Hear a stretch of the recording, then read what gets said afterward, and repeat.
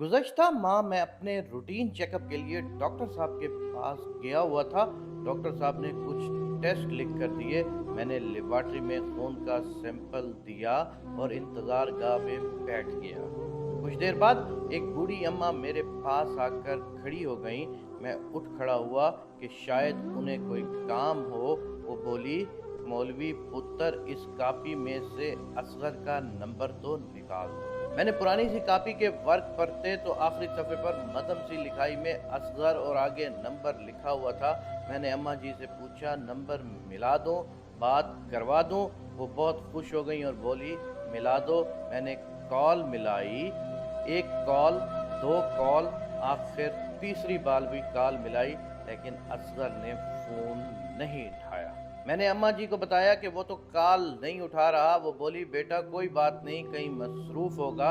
ये कहकर वहीं सामने दोबारा जाकर बैठ गई। मैं भी किताब पढ़ने लगा। 20-25 मिनट बाद मेरे नंबर पर कॉल आई। ये वही नंबर था जो मैं अभी अम्मा के कहने पर असगर का मिला रहा था। मैंने बताया कि माँ जी आपसे बात करना चाहती हैं। वो यहाँ लैब में बैठी हुई हैं। वो कुछ बोले बगैर फ़ोन काट गया। मैं बड़ा हैरान हुआ।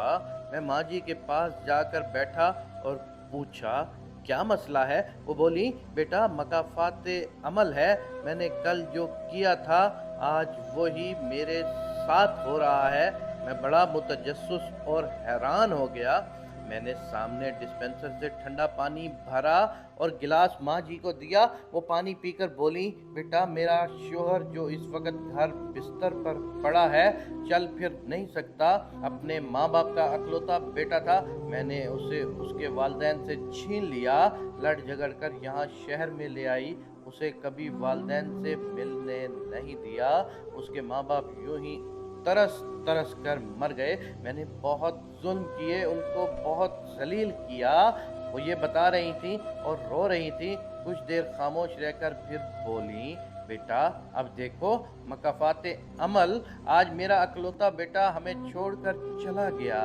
10 साल हो गए, हमने उसे नहीं देखा। मेरा फ़ोन नहीं उठाता, कभी किसी के फ़ोन से कॉल करूं तो भी बात नहीं करता, लेकिन मैं उससे नाराज़ नहीं। ये मुझे मेरे जुल्म की सज़ा है जो जीते जी भुगतना है। बस अब एक ही तकलीफ़ है, वो ये कि हाजी साहब साल भर से बिस्तर से लग गए हैं, फालिज के मरीज़ बन गए हैं, ठीक से बोल भी नहीं पाते, बस रोते रहते हैं। मैं जानती हूँ वो बेटे की याद में आंसू बहाते हैं। काश वो अपने बाप से ही एक बार आके मिल जाए। मैं उनकी बात सुनकर दम बखुद रह गया। इतना बड़ा गम था जो माँ जी अपने दामन में छुपाए हुए थीं। मैंने उनसे पूछा, आपका खर्च वगैरह कैसे चलता है? वो बोली, हाजी साहब की पेंशन आती है और मेरी भी।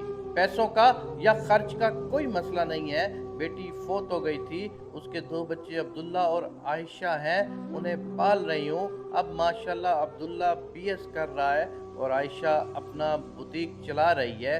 इतनी देर में अब्दुल्ला आ गया। उसने माँ जी को साथ लिया और चले गए। अहबाबे गरामी, जुल्म चाहे जिस दर्जे का हो, अक्सर उसका अंजाम आखिरत से पहले इस दुनिया में भी भुगतना पड़ता है।